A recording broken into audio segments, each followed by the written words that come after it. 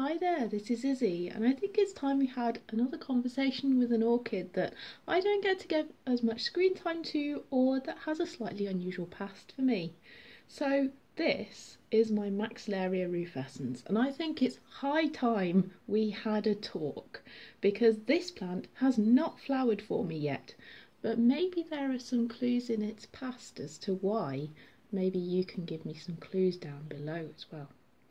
So, Maxillaria rufescens is an orchid from Central and South America, found throughout the Caribbean and the Amazon basin, and in general it really likes wet tropical forests. So as you can imagine, it loves my home. It likes temperatures, typical household temperatures between 15 and 22 fairly normally, and it loves water.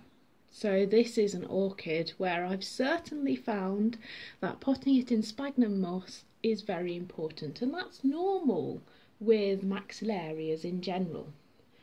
As you can see, there's some evidence within this plant that I wasn't giving it enough water when it was younger. So we can see these bulbs are shorter and smaller. They're about half the size of every new bulb here, which is absolutely enormous. I mean, look at that whopper compared to these back here.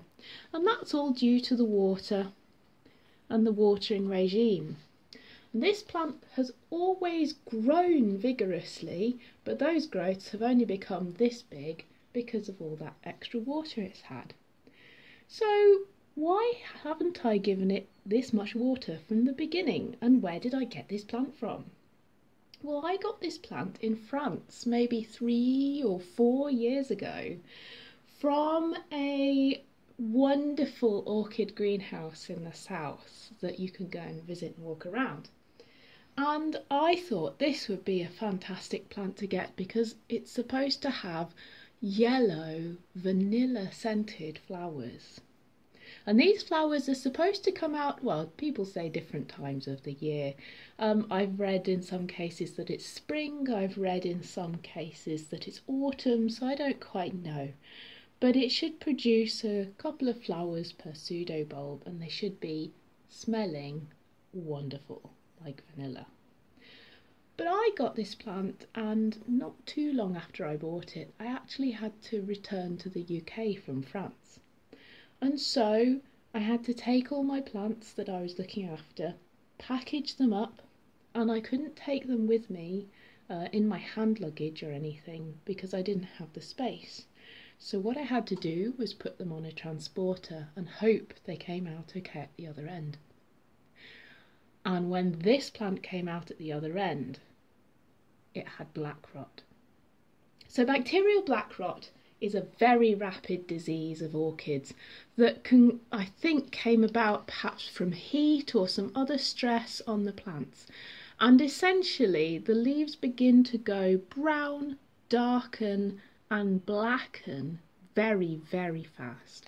So the speed of progression of this disease is one of the things that gives it away. Now, in terms of recovery, you've got to cut out all the infected tissue. So I cut off pseudo bulbs, I cut off leaves, I cut off large sections of this plant until it was just a couple of bulbs and some stubby bits left. And every wound I also cauterized with cinnamon, that most wonderful of orchid treatments.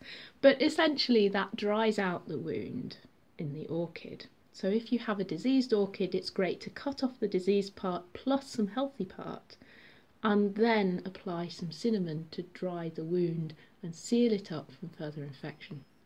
Anyway, I did this to this orchid, and then I was quite cautious about watering it because I was really worried about spreading this bacterial black rot through the rest of the plant.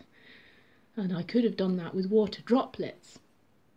So I watered this plant a lot less, and maybe that's why I still have all these small growths hanging around. Maybe that's why this plant hasn't flowered for me yet.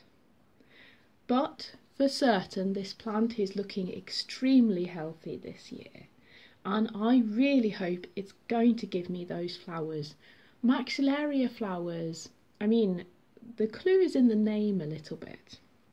So maxillaria comes from the Latin maxilla, or jawbone. So they're these slightly triangulated but flat bottom flowers which are very strong, and there's a few, I should have at least 3 that are scented.